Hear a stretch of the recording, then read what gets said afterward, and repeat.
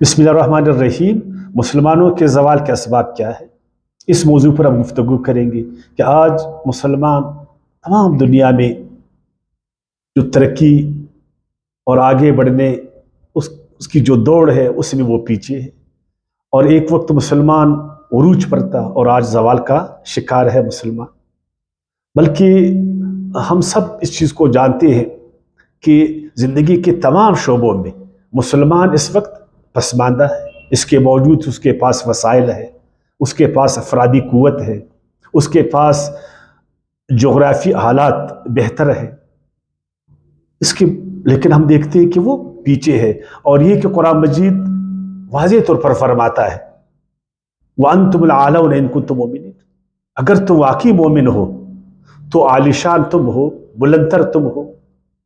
वलक़द कतबना फ़ी ज़बूर मिन बादि ज़िक्रि अन्नल अर्द यरिसुहा इबादिस सालिहून, सूरह अंबिया की आयत 55 में अल्लाह ने लिखा है जिक्र के बाद, तौरात के बाद ज़बूर में क्या लिखा है कि बेशक ज़मीन का वारिस मेरे साले बंदे होंगे। इन्न फ़ी हाज़ा लबलाग लिक़ौमिन आमिनीन, और इसमें वाज़ेह निशानी है, वाज़ेह पैगाम है। किन के लिए? मेरे इबादत गुजार बंदों की, कि दुनिया के वारिस वही होंगे। कुरान मजीद ने तुम्हें वाज़ेह पैगाम दिया कि दुनिया का वारिस वो मुसलमान होगा। लेकिन आज मुसलमान गुलामी की जिंदगी गुजार रहे, तमाम शोबों में वो पसमानदा है, तमाम शोबों में वो तकलीफ में है। और सूरह नूर की आयत 55 में इरशाद बारी ताला है वादल्लाहु लदीना आमनु मिनकुम वअमिलुस सालिहाति लयस्तखलिफन्नहुम फिल अर्द, अल्लाह का वादा है ईमान वालों के, जो तुम में ईमान वाले हैं, जिन्होंने अच्छे काम किए, जरूर अल्लाह उनको जमीन का खलीफा बनाएगा। और आज बच्चा बच्चा मुसलमान जानता है कि हम खलीफा नहीं, हम गुलाम है, हमारे पास ताकत नहीं है। लेकिन अल्लाह फरमाते कि नहीं, मेरा वादा है कि तुम अगर ईमान वाले हो। तो इसके कुछ असबाब है, जिस तरह के कल एक सबब पर हमने बात की, वो था एराज कुरान। एक वक्त मुसलमान कुरान के साथ जुड़े थे, कुरान ने मुसलमानों को उठाया और उरूज के आला छत पर पहुंचाया, उनको जमीन का इमाम बनाया, तमाम शोबों में वो तरक्की कर गए और बाकी अकवाम इनके पीछे लगे। दुनिया की क़ियादत और सयादत मुसलमान कर रहा था तमाम शोबों में। बगदाद ऐसे आलीशान शहर उन्होंने बनाए, बड़े बड़े इल्मी मराकज़ उन्होंने बनाया, दुनिया भर उसकी तवज्जो मुसलमानों की तरफ थी, इसलिए कि वो कुरान के साथ जुड़ा था। फिर उसने कुरान को छोड़ा, एराज किया, वमन आरद ज़िक्री फ़इन्न लहू मईशतन ज़न्का, तो उनकी जिंदगी तल्ख हो गई और वो ज़वाल के शिकार हो गए। पहला सबब। और दूसरा सबब वो क्या था जो आज हम पढ़ने जा रहे हैं, जिस पर आज हम गुफ्तगू कर रहे हैं, वो है फितरतुल्लाह से एराज, फितरतुल्लाह से दूरी। अल्लाह ने इंसानों को तरगीब दी, ख़ुसूसन मुसलमानों को, कि वो फितरत को जाने। अल्लाह ताला ने इस कायनात को किस तरह पैदा की, अल्लाह ने अपने कवानीन इस कायनात में किस तरह जारी फरमाए, अल्लाह ताला इस कायनात में अपनी सिफात को किस तरह जाहिर फरमाया, इंसान इस कायनात को किस तरह मुसख्खर करे, इस कायनात से किस तरह वो फायदा ले ले। सूरह रूम की आयत 30 में अल्लाह ताला ने वाज़ेह फरमाया फ़ाक़िम वजहक लिद्दीन हनीफ़ा फ़ितरतल्लाहि लती फ़तरन्नास अलैहा ला तब्दीला लिख़ल्क़िल्लाह ज़ालिकद्दीनुल क़य्यिम वलाकिन्न अक्सरन्नास ला यअलमून। ऐ मोमिन अपना तवज्जो, ऐ इंसान अपना तवज्जो, वो यकसुई के साथ दीन फितरत की तरफ कर, जिस पर अल्लाह ने इंसान को पैदा किया। फितरत क्या है? तख्लीक के कवानीन, अल्लाह ने इस कायनात को किस तरह खल्क किया, अल्लाह ने इस कायनात में अपने कवानीन को किस तरह जारी फरमाया, ये कायनात किस तरह जो है ना वो अमल कर रहा, इससे इंसान किस तरह फायदा होता है, इसके साथ इंसान किस तरह जो है ना मुताबिकत पैदा करे, मुवाफिकत पैदा करे, कायनात के साथ इंसान किस तरह भांगी बरते ताकि वो तस्खीर कायनात का काबिल हो जाए। लेकिन मोमिन मुसलमान वो यूं ही गुजरा कायनात से, उसने कायनात में गौर नहीं की। हालांकि कुरान मजीद में आप देखिए सैकड़ों आयतें وہ ہمیں دعوت دے رہے ہر آیات کہ اے قرآن والا، اے قرآن کے ماننے والا، کائنات میں غور کرو، اس میں فکر کرو، اس سے فائدہ اٹھاؤ۔ لیکن مومن اس کا سر نیچے ہے، اوپر وہ دیکھتا نہیں ہے، غور نہیں کرتا۔ فطرت سے دوری، یعنی آج کائنات کو جاننے کے لیے جو ترقی یافتہ لوگ ہیں وہ بہت ہی زیادہ جو ہے نا محنت کر رہے ہیں، بہت ہی زیادہ پیسہ خرچ کر رہے ہیں، اپنی آمدن کا ایک بڑا حصہ وہ اس چیز پر خرچ کر رہے ہیں کہ ہم کائنات کو جانیں، ہم فطرت کو سمجھیں، ہم قوانین فطرت کو جانیں، تاکہ اس سے ہم فائدہ اٹھائیں، تاکہ فطرت کو ہم جو ہے نا مسخر کریں اور ہم آگے ترقی کر لیں، وہ چاند پر پہنچے، وہ کہکشاؤں میں جو ہے نا ریسرچ کر لیں۔ اور مسلمانوں کی حالت یہ کہ ایک بڑا چادر اپنے سر پر ڈالا اور اللہ میں لگا، اس کا غور فکر یہی ہے کہ کسی طرح میں اسم اعظم کو جو ہے نا سیکھوں، کسی طرح ایک جنتر میرے ہاتھ آ جائے، ایک منتر میرے ہاتھ آ جائے، ایک ایسا وظیفہ جس سے میں جو ہے نا عالیشان بنوں، ایک ایسا وظیفہ جس سے میری معیشت جو ہے نا ترقی کر جائے، ایک ایسا ذکر میرے ہاتھ میں آ جائے تاکہ میں دنیا کا امام بن جاؤں۔ جبکہ اللہ کہتا ہے تم دنیا کے ضرور امام بنو گے اگر تم فطرت کے ساتھ جڑے رہو، تم فطرت کو سمجھو، نوابی سے فطرت کو جانو، بار بار غور کرو۔ سورہ بقرہ کے آیت 164 میں واضح اللہ تعالیٰ نے فرمایا ان فی خلق السماوات والارض واختلاف اللیل والنہار والفلک التي تجری فی البحر بما ينفع الناس وما انزل اللہ من السماء من ماء فاحیا به الارض بعد موتها وبث فیہا من کل دابۃ وتصریف الریاح والسحاب المسخر بین السماء والارض لآیات لقوم یعقلون، جو عقل والے ہیں ان کے لیے نشانیاں ہیں کائنات میں، وہ کائنات میں غور اور فکر کرے کہ اللہ نے آسمان اور زمین کو کس طرح پیدا کیا، کس قانون کے مطابق پیدا کی، کس طرح اللہ کا قانون جو ہے نا وہ کائنات میں کار فرمائے، اور یہ رات اور یہ دن اس کا اختلاف، یہ موسمیں اس کا اختلاف، اس کی وجہ کیا ہے، اس میں کون سا اصول کار فرما ہے، اور یہ جو کشتیاں وہ سمندروں میں چلتی ہے پانی میں، یہ کس اصول کے مطابق چلتی ہے، اور اس سے لوگ کیوں کر فائدہ اٹھاتے ہیں، اور ایک مردہ زمین کو اللہ تعالیٰ کس طرح زندہ کرتا ہے، آسمانوں سے کس طرح اللہ تعالیٰ بارشیں برساتا، یہ ہوائیں کس قوانین کے مطابق چلتی، یہ بادلیں یہ کس قوانین کے مطابق چلتی اٹھتی اور چلتی پھرتی ہے۔ لیکن مسلمانوں نے کسی چیز میں فکر نہیں کی، بلکہ وہ طنز کرتے ہیں لوگوں پر کہ دیکھو لوگ غور و فکر کرتے ہیں۔ الذین یذکرون اللہ قیاما وقعودا وعلی جنوبہم وتفکرون فی خلق السماوات والارض ربنا ما خلقت ھذا باطلا، یہ ہے مومن، وہ کائنات میں غور کرتا ہے، فکر کرتا ہے، ایک ایک چیز میں فکر کرتا ہے، پھر وہ ان رازوں کو جانتا ہے، پھر ان قوانین کو جانتا ہے، پھر وہ کہتا ہے کہ یا رب تو نے ایک چیز کو باطل نہیں پیدا کی، ہر چیز کو تینے، اے اللہ ہر چیز کو آپ نے جو ہے نا ہمارے فائدے کے لیے پیدا کی، ایک ذرے سے لے کر ایک کہکشاں تک۔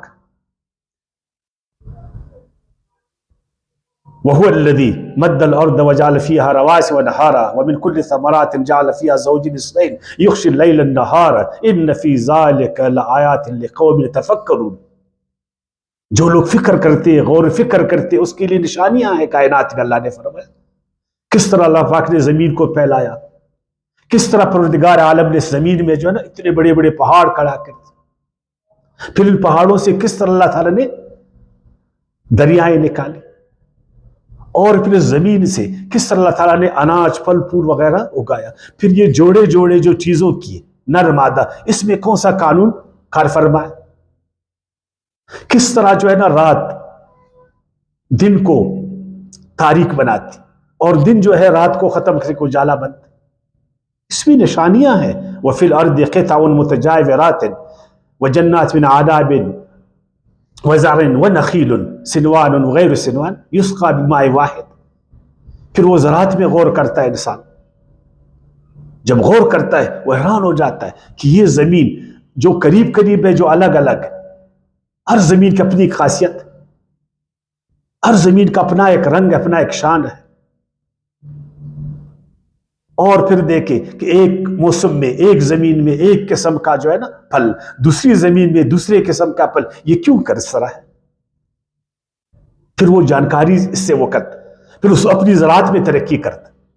اور لوگوں نے غور و فکر کیا، آج وہ یعنی زراعت میں آسمان پر پہنچ گئے. آج مسلمان اسی کے بیج کو خریدتا ہے تو اس کی زراعت پہ ترقی کرتے، انہی اصولوں پر چلتا ہے تو آگے بڑھتا. وَنُفَضِّلُ بَعْضَهَا عَلَى بَعْضٍ فِي الْأُكُلِ إِنَّ فِي ذَلِكَ لَآيَاتٍ لِقَوْمٍ يَعْقِلُونَ. وہ سیب کو دیکھتا ہے، پھر سیب کے بہت سارے جو ہے نا انواع کو وہ دیکھتا ہے.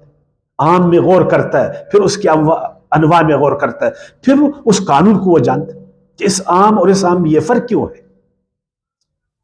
اس کی خاصیت، اس کا رنگ، اس کا سائز اس طرح ہے، پھر اس کی خاصیت، اس کا رنگ، اس کا سائز کیوں اس طرح نہیں ہے. چیزوں پہ غور کرتا ہے. وَسَخَّرَ لَكُمُ اللَّيْلَ وَالنَّهَارَ وَالشَّمْسَ وَالْقَمَرَ وَالنُّجُومَ مُسَخَّرَاتٍ بِأَمْرِهِ. پھر وہ کائنات میں اللہ کے اس قانون کو جانتا کہ کس طرح جو ہے نا یہ سارے قرے اپنے اپنے جو ہے نا نظام میں بندے ہوئے. مجال ہے کہ زمین اپنے مدار سے نکلے، مجال ہے کہ چاند اپنے مدار سے نکلے، مدار ہے کہ کوئی سیارہ اپنے مدار سے نکلے. ہر ایک اپنے اپنے مدار میں. وہ کون سا قانون ہے کہ کائنات کے سارے قروں کو آپس میں جوڑا ہے؟ وہ کون سی طاقت اس کائنات میں کار فرما ہے جس سے پوری کائنات میں ایک نظم ہے، ایک ٹھہراؤ ہے، ایک حرکت ہے. وَمَا ذَا لَكُمْ فِي الْأَرْضِ مُخْتَلِفًا أَلْوَانُهُ إِنَّ فِي ذَلِكَ لَآيَاتٍ لِقَوْمٍ يَتَّقُونَ.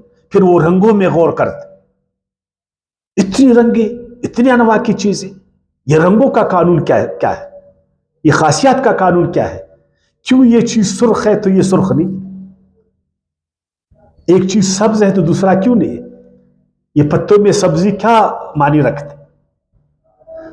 یہ سیب سرخ ہے تو یہ جو ہے نا سبز ہے، کیوں؟ یہ انسانوں کے رنگ، باقی چیزوں کے رنگ. پھر وہ غور کرتا ہے، پھر رنگوں کا قانون اس کے سامنے آ جاتا ہے. پھر وہ اس شعبے میں ترقی کے آسمان پر پہنچ جاتا ہے. وَهُوَ الَّذِي سَخَّرَ الْبَحْرَ لِتَأْكُلُوا مِنْهُ لَحْمًا طَرِيًّا. پھر وہ سمندروں کو مسخر کرتا، پھر اس سمندروں سے وہ مچھلیاں نکالتا اور مچھلیوں کو، تازہ تازہ مچھلیوں کو خوراک کا باعث بناتا، پھر ترقی کر جاتا.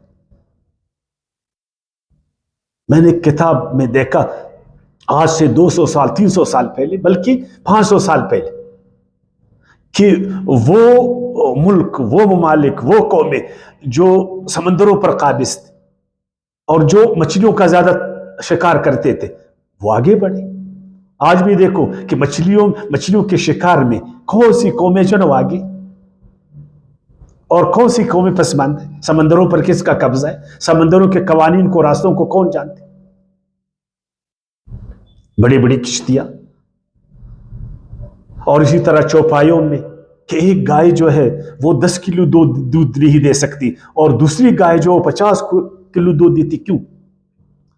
ایک بیل، اس کا وزن 5 من یعنی 200 کے جی، اور ایک ہے جس کا 500 کے جی. یہ کیوں؟ اور ایک مرغی وہ 7 مہینے میں نہیں جو ہے نا گروتھ کرے، اور ایک مرغی جو ہے نا 40 دن میں گروتھ کرے اور اس سے اس کا وزن زیادہ ہو. آخر یہ کیا ہے؟ اللہ تعالیٰ نے کون سا قانون اس میں جاری فرمایا؟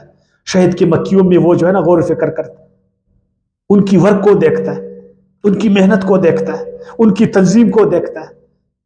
پھر وہ دیکھتا ہے کہ وہ کس طرح شہد بناتے. پورے کارخانہ اس کے سامنے خدائی آ جاتا ہے، فطرت کے اس کارخانے کو جانتا. پھر وہ آگے بڑھتا ہے. وَمِنْ آيَاتِهِ أَن تَقُومَ السَّمَاءُ وَالْأَرْضَ بِأَمْرِهِ. پھر اسی طرح آسمانوں میں دیکھتا ہے کہ آسمان میں وہ کون سا قانون کار فرما ہے جس کی بنا پر کوئی چیز زمین کی طرف نہیں آتی، نہیں گرتی. کائنات میں ٹکراؤ نہیں ہے، تفاوت نہیں ہے. کیا وجہ ہے؟ وَسَخَّرَ الشَّمْسَ وَالْقَمَرَ كُلٌّ يَجْرِي إِلَى مُجَلٍّ مُّسَمًّى. اور ہر چیز اپنے اپنے جو ہے نا مدار میں اپنے اپنے ہدف کی طرف بڑھا. اولم يروا الى الطير فوقهم صافات ويقبض. پھر وہ پرندوں میں غور کرتا ہے کہ پرندے کیوں کر اڑتے ہیں, پر پھیلائے پیر سمیٹے, کون سا قانون. پھر اس میں غور کر کے وہ جہاز بنانے کا قابل بن جاتا ہے, وہ اڑنے کا قابل بن جاتا ہے, خود بھی اڑتا ہے, لوگوں کو بھی اڑاتا ہے. تو میں نے آپ کو کہا کاش کہ مسلمان ان آیاتوں کو سامنے, اس طرح سینکڑوں آیاتیں میں آپ کو پڑھا سکتا ہوں قرآن مجید میں. یہ تو میں نے صرف کچھ آیاتیں بطور دلیل آپ کے سامنے رکھی کہ اگر مسلمان کائنات میں غور و فکر کرے گا, جس طرح کہ آج سے 600 سال پہلے یا 800 سال پہلے ہمارے عظیم مسلمان علماء وہ کائنات پہ غور کرتے تھے, انہوں نے فطرت کو جو ہے نا مسخر کیا ہوا تھا, اور وہ عالیشان تھے, وہ عروج پر تھے, دنیا ان کی طرف دیکھ رہی تھی, دنیا کی امامت وہ کر رہے تھے.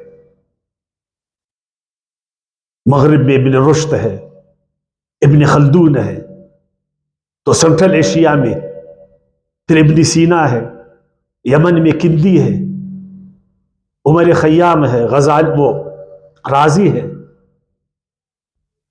اس طرح کے شاندار عالم تھے, اور مسلمان ترقی کی طرف جا رہا تھا, تمام شعبوں میں ترقی کی طرف جا رہا. پھر اس نے فطرت, جس طرح قرآن کو اس نے چھوڑا, پھر اس نے فطرت کو بھی چھوڑ دی. فطرت کی بجائے پھر ایک چادر اپنے سر پر لے لی, بجائے پھر آسمان میں غور کرے وہ زمین میں آ کر گھس گیا, غاروں میں گھس گیا اور چلوں کی طرف چلا گیا. سارا زور اس نے اوراد اور وظیفوں پر لگایا, بس اسم اعظم کے پیچھے بھاگا. کاش کہ وہ غور کرتا اس دور میں جب فرانسس بیکن جو ہے نا وہ کائنات میں غور کر رہا تھا اور قوانین فطرت کو جان رہا تھا. کاش کہ اس زمانے فرانسس بیکن کے ساتھ ساتھ ہمارے مسلمان بھی اس طرح کرتے, یا جس طرح ڈیکارٹ اس زمانے میں جو ہے نا انسان پر اور ہر چیزوں پر غور کر رہا تھا, یا نیوٹن نے جس طرح جو ہے نا حرکت کے قوانین دریافت کی اور دنیا کو روشن کیا. کاش کہ یہ تاج یہ ایک مسلمان کے سر پر ہوتا, لیکن وہ یہ تاج وہ نیوٹن کے سر پر آیا اور اس نے دنیا کو روشن کیا. تو جب دنیا کو روشن کرے گا پہلے تو اپنے آپ کو روشن کرے گا نا. اسی طرح آئنسٹائن تھا, اس نے اضافیت کے جو ہے نا اضافیت کا نظریہ ہمارے سامنے رکھا, روشنی کے بارے میں بتایا, زمان اور مکان کے بارے میں بتایا. یا جس طرح مینڈل تھا, اس نے جو وراثت کا قانون ہے اس کو انسانوں کے سامنے رکھا, اور آج جینیٹک میں انسان کس قدر ترقی کر رہا ہے. یا جس طرح فلیمنگ تھا, الیگزینڈر, جس نے جو ہے نا پینسلین جس کو کہتے ہیں اس کو دریافت کیا اور کتنی بیماریوں پر قابو پایا. تو انہوں نے فطرت میں غور کیا, فطرت میں انہوں نے غور کیا. عجیب ہے کہ اس زمانے میں جو عیسائی عالم تھے وہ ان کو نہیں مانتے تھے.